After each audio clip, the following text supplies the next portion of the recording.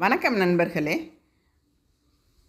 வாழ்க்கையில் நல்ல வீடு, கார், தோட்டம் என அனைத்து வசதி வாய்ப்புகளுடன் வாழ வேண்டும் என்றால் அதிக பணம் சம்பாதிக்க வேண்டும். அதனால் இன்றைக்கு பலரும் தாங்கள் கஷ்டப்பட்டாலும் குடும்பத்தினர் சந்தோஷமாக இருக்க வேண்டும் என்பதற்காக வெளிநாட்டுக்கு சென்று கை நிறைய சம்பாதித்து சொத்து சுகத்தை சேர்க்கின்றனர். வெளிநாட்டில் வேலை கிடைப்பதற்கு என்ன செய்ய வேண்டும் என்பதை அறிந்து நீங்களும் பயன்பெற்று மற்றவர்களுக்கும் அந்த வாய்ப்பு கிடைப்பதற்கு உதவியாக இருங்கள். வெளிநாட்டில் வேலைக்கு சென்று மற்றவர்களைப் போல நாமும் கையில் காசு பணத்துடன் சொகுசு வாழ்க்கை வாழ வேண்டும் என்று ஏங்காதவர்கள் யாரும் இருக்க முடியாது. அவ்வாறு வெளிநாட்டில் நல்ல வேலை கிடைத்து பணம் சம்பாதிப்பதுடன் அவற்றை குடும்பத்திற்கு அனுப்பி பத்திரமாக சொத்து சேர்ப்பதற்கு சேத்திரபாலபுர பைரவ பெருமானை வணங்க வேண்டும். அவர் எங்கே இருக்கிறார் அப்படின்னா, மயிலாடுதுறையிலிருந்து கும்பகோணம் செல்லும் சாலையில் 8 கிலோமீட்டர் தொலைவில் சேத்திரபாலபுரம் என்ற ஊரில் கால பைரவர் கோயில் அமைந்திருக்கிறது. சேத்திர பாலகராக பைரவர் இங்கு தங்கியதால் இந்த ஊர் சேத்திரபாலபுரம் என்று அழைக்கப்படுகிறது. இங்கு தாமரை மலரில் வீற்றிருக்கும் பைரவருக்கு நாய் வாகனம் கிடையாது. இங்குள்ள கால பைரவர் 12 ராசிகளுக்கும் 9 கிரகங்களுக்கும் அதிபதி என்பதால் இந்த கோயிலில் நடைபெறும் வழிபாடு வேறு எங்கும் இல்லாத வகையில் தனி சிறப்பாக கருதப்படுகிறது.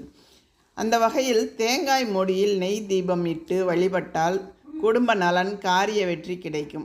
குறிப்பாக வெளிநாடு சென்று பணம் சம்பாதிப்பதற்கு இந்த கால பைரவருக்கு முந்திரி பருப்பு மாலை அணிவித்து வழிபட வேண்டும். தேய்பிறை மற்றும் வளர்பிறை அஷ்டமியில் இந்த கால பைரவரை 11 முறை சுற்றி வலம் வந்து வழிபடுவது தனிச்சிறப்பாகும். அதேபோல் அரசியலில் பெயர் புகழ் பெற்று மந்திரி பதவி கிடைத்திட பைரவருக்கு கிராம்பு மாலை அணிவிக்க வேண்டும். மாணவர்கள் கல்வி வளர்ச்சி அடைந்திட கால பைரவருக்கு ஏலக்காய் மாலை அணிந்து வழிபட வேண்டும். மூளை பாதிப்பால் சுயநினைவை இழந்தவர்கள் புத்தி கூர்மை பெற்று தெளிந்த மனநிலை பெற்றிட செவ்வாழை பழத்தில் நெய் தீபம் இட்டு வழிபட வேண்டும். 54 முழு முந்திரி கொட்டையை மாலையாக தயார் செய்து பைரவருக்கு சாற்றி தயிர் அபிஷேகம் செய்து வழிபட்டால் புத்திரதோஷம் நீங்கி குழந்தை பாக்கியம் கிடைக்கும்.